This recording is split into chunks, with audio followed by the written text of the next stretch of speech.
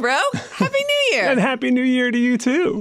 At the time of taping this, things in the world, I would say, are a bit unstable. The markets are unstable. The economy is, I don't know. Does anyone ever really know? That is a good point. Does anyone ever, period. I should have just, yes. Does anyone ever really know? Not rhetorical. Not rhetorical. But here's the problem. Much of investing in financial planning does rely on a little bit of knowledge. In fact, a little bit of foreknowledge. In fact, you have to make basically a prediction. When you're buying one stock versus the thousands of others, you are predicting that that is going to be the better investment. If you're deciding to put a little bit more in international or U.S. stocks, you're trying to make a prediction of which is going to be the better bet. The whole point of retirement planning is doing something so that when that time comes, 10, 20, 30 years from now, you're going to have enough money. So you have to make some predictions. There's a problem, and that is humans kind of stink at predictions. And I find it kind of interesting. I'm a bit of a collector of predictions. I even have a folder in my Evernote because partially I want to see who's particularly good at predictions, partially because when people make predictions, they have some interesting points to make in supporting the predictions. But the bottom line is, generally people aren't very good at it. One of my favorite examples I think I've used on the show before was one of those end-of-the-year articles in Business Week. It was the end of 2007. They asked 6 highly paid, finely attired Wall Street types how they thought the Dow would end in 2008. Now, at the point, the Dow was a little over 13,000. Every single one of these people expected the Dow to go up about an average to 15,000. What happened in 2008? Not good. Not good. It dropped to about 8,000. So a 40% drop. Worst year for the stock market since the Great Depression. And it's one of those glaring examples of how you have people who have all the resources that you supposedly could ask for to make these predictions, and they all got it wrong. And there are plenty of studies that have looked over bigger periods of time. One is a study that was done by CXO Advisory. They called it their guru grade. So what they did from 2005 to 2012, they collected 6,582 forecasts about the U.S. stock market from 68 experts. And they didn't even just look at the predictions from that time period. They went back to their archive. So the oldest prediction went back as far as 1998. What was the average guru accuracy?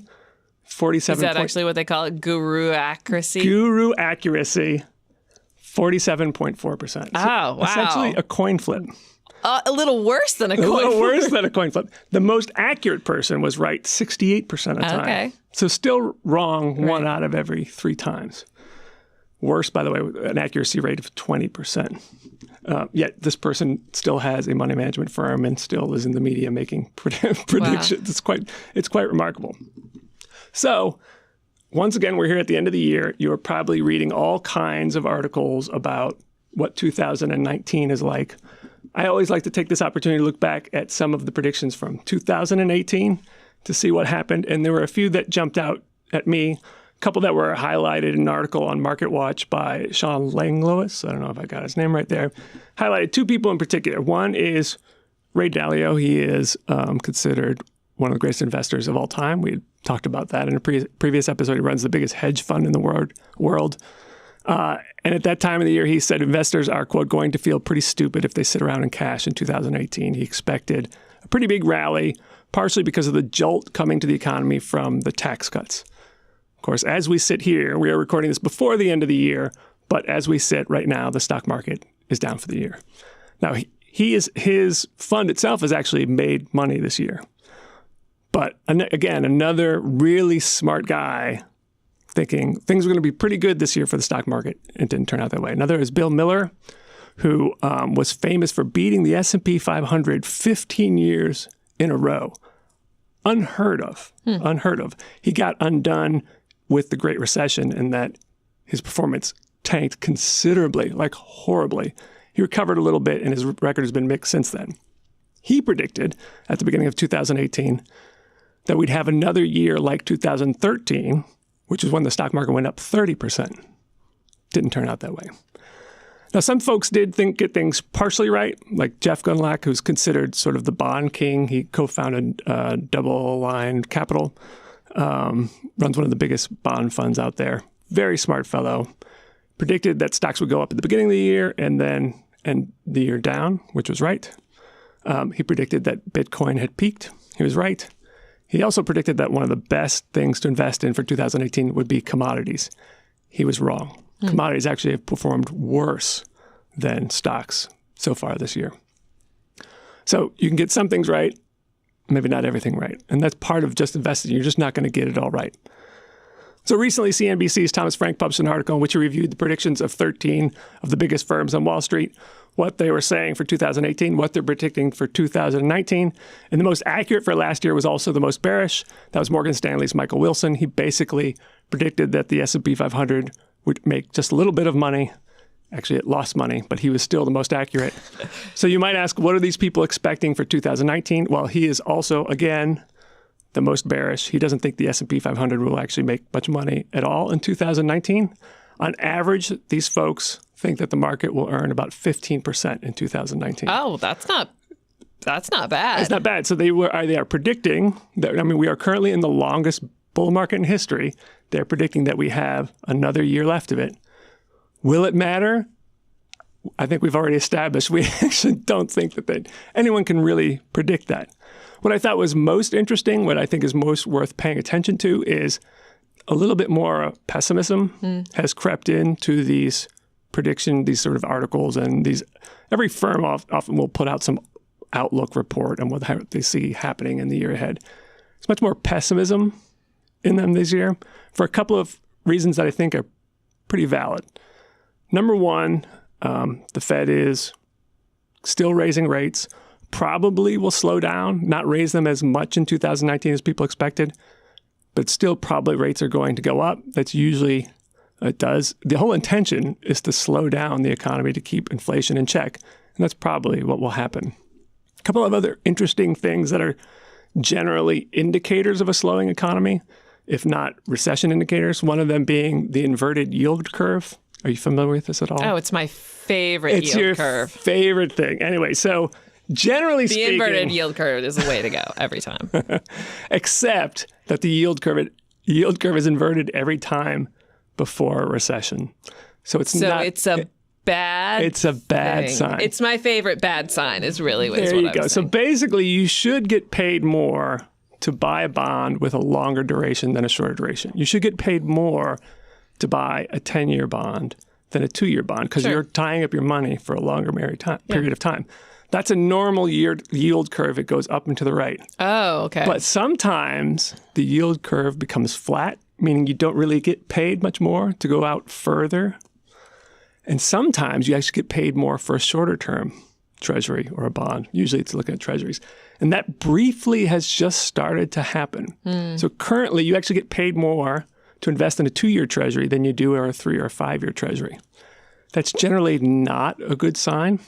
What people most look at, though, is either the difference between the 3-month treasury and the 10-year or the 2-year treasury and the 10-year. That's still slightly positive, but it's unquestionably a sign that things are slowing down. There have been some false signals with an inverted yield curve, but every recession in modern times has either been preceded by an inverted yield curve or it happened right around the same time. Another interesting thing that I read in a report from Schwab was that another indication of a slowing economy is when the unemployment rate and the inflation rate get to be very similar. So after a recession, unemployment rate is high because people have lost their jobs, and inflation rate is low because businesses had to cut their prices to get people to buy stuff. As the economy recovers, though, the unemployment rate drops, inflation rate ticks up. And when they get to a point where they're very close, that's usually not a great sign. And the difference between the two now is only about 1.5%. So it's certain things like that. And another signal that I think is interesting now is that household ownership of stocks is near an all-time high. Really? Yeah. So we're about at the same amount as 2007, right before the Great Recession. And we're only slightly behind where we were right before the dot-com crash. The reason it's a bearish signal is because basically households have put in as much as they can in the stock market. They don't have as much on the sidelines to put into the stock market. Doesn't mean the market's going to crash tomorrow. Doesn't even mean it's going to crash in a year or two. But it's a sign that people are highlighting as things like, you know what, it might be time to be a little bit more cautious, a little bit more defensive. So all that said, given that we don't really know what's going to happen, but there are some certain signs on the horizon, here's some predictions that I'm mostly sure I'll be right about. Brave man. Brave man. Number one is you have to make a prediction. So regardless of whether you're going to be accurate, you have to make some predictions. And when that comes to retirement planning, one of the key predictions you have to make is, what is my portfolio going to earn? Generally speaking, most people expect below average returns. I particularly like Vanguard's like annual market outlook and their guidance for a globally diversified portfolio for stocks over the next decade earn on average 4.5% to 6.5% a year. I think that's a reasonable assumption. Hopefully it'll be do better, but it's better to assume something like that. For bonds, current interest rates are always the best indicator of future returns, at least for the next 5-10 years right now. So that's about 3%. But there's something a little different going on in the bond market now. If you want your bonds to be particularly safe, you want them to make money when the stock market goes down, you should stick with treasuries. The more you go into corporate bonds, the more you're taking on a risk, and they might not hold up quite as well. So for example, during 2008, when the stock market dropped 37%, the Vanguard intermediate term corporate bond fund lost about 7%. So not horrible, but you lost money. But there's some evidence that corporate bonds are actually even riskier now than they were then. And that is because the bond market is broken up into basically two big segments. Investment grade, that means they're rated BBB or above by Moody's and S&P and Fitch and those folks. BB and above is investment grade. Below that is speculative grade, called junk. 15, 20 years ago, when you looked at the whole investment grade market, maybe 25 to 30% of it was BBB, basically a notch above junk. Today, half the investment grade market is just a hair away from junk. Oh, really? So the corporate bond market nowadays is riskier than it's been in the last 10, 15, 20 years. So as you look at your portfolio, if you're choosing to invest in bonds or bond funds, you have to take that into account. Take a look at how much exposure you have to the corporate bonds. If you look at a bond fund, you can look at Morningstar and see its average credit quality. If it's BBB, close to that, you've got a pretty risky bond fund, and you just have to be prepared that probably will go down if and when we do go into a full recession. You better beware. Right. But I need another B in there. There you go. That was good. It wasn't. And as for cash, we've talked about before, these days you should be able to earn 2%. You just got to put in a little effort. So put that all together. If you have a portfolio of cash, bonds, and stocks, you should only assume you're going to be earning 4 to 5 or 6% a year as you do your retirement plan contributions, or it could be also if you're calculating whether you're saving enough for like college or something like that. So I think that's a reasonable expectation. Number 2 prediction, saving more increases your chances of success. Okay, I know that's not very exciting. Way to go out on a limb there, bro. That's thank you very much. Controversial hot take with Robert Brokamp. But the bottom line is there's nothing that will help you through a recession or economic downturn than having more cash in the bank or more in your portfolio. And the good news, as we talked about before, in 2019, retirement account contribution limits go up, $19,000 for 401ks with another $6,000 if you're 50 or older. IRAs go up to $6,000 with another $1,000. So take advantage of those higher contribution limits and save more. Number 3, your tax bill or your refund will be very different than the previous year. So this was the first year of the new tax law. If you didn't change anything, you're going to get a bigger refund, chances are. Though there is a good 10 to 15% of people that are actually going to have a higher tax bill, and they're either going to get a smaller refund or they're going to owe some money. So this is particularly important this year, I think, to get your taxes done early, to know your situation. If you're getting a refund, get that money as soon as you can. If you owe money, you don't have to file your taxes then. You can wait until April 15th, but you got to start building up that money so you have that cash on hand. But it's also important to know, okay, this is the tax situation. Taxes are not going to change very much in 2019 unless you do something different. So it's better to start earlier in the year to adjust your withholding. So if you're going to get a refund, you get that money sooner. Or if you're going to owe money, you want to make sure you adjust your withholding, because if you owe too much, you'll have to pay some sort of penalty. Number 4, another boring one. Paying down debt is a guaranteed winner. With interest rates going up, debt is more expensive. The interest rate on credit cards are at all-time highs now. It's crazy. All-time highs? All-time highs. Like what? Like 17 or 18% for a regular card. But then when you get into like the store cards, it's like 25%. Jeez. But it's also the same. Mortgage rates have gone up. Auto loan rates have gone up. So it's better to pay that off. It's a guaranteed winner. It also gives you more flexibility. One of the issues, what happens during recession is if you're retired, your portfolio goes down, or if you're working, you might lose your job.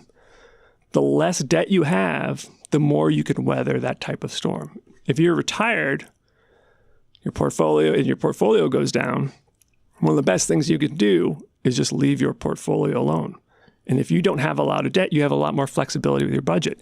If, on the other hand, you have a credit card bill, a car bill, and a mortgage, your portfolio's down, you can't hold off. You have to pay those bills. In the priority of credit card, car, mortgage. Right, exactly.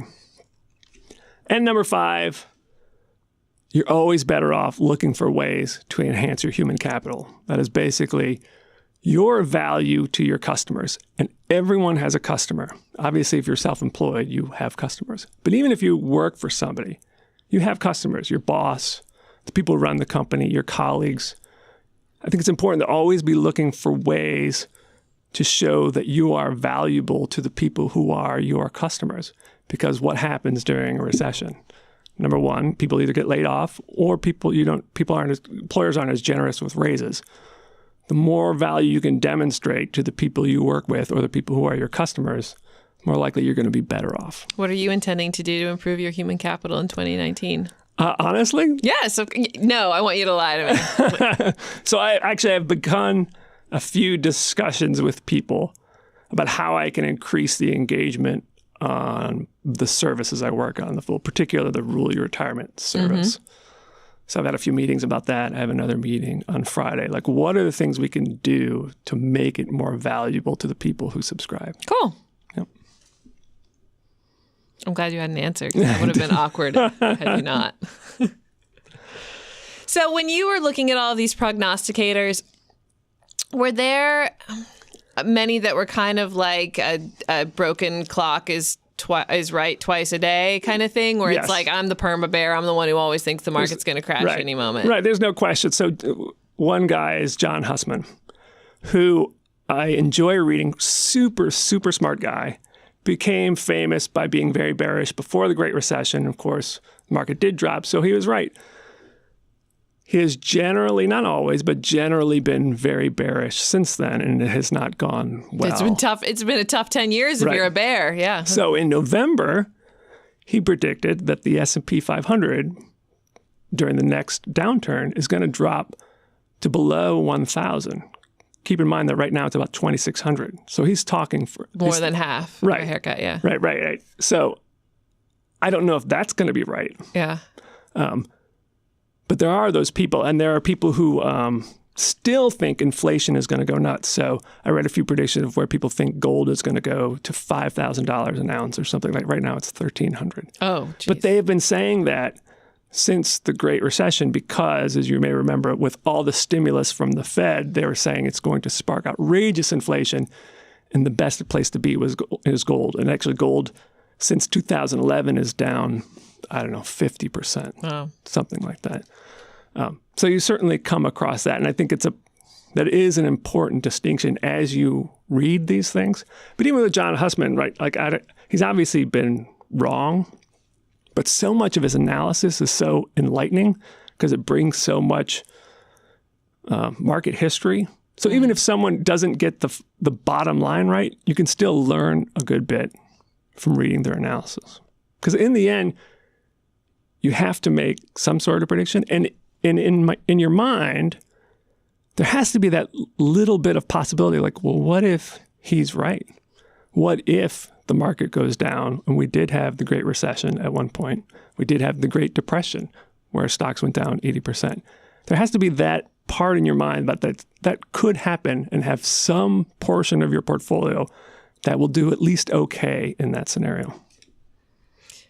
Yay, 2019. It's going to be a great year. It is going to be a great year. It is going to be a great year, even if it's not a great year, because we're all here together. We've got each other. Something like that. Because I love you guys. I really love you guys. Aww, that's so great, Slugger. Thanks.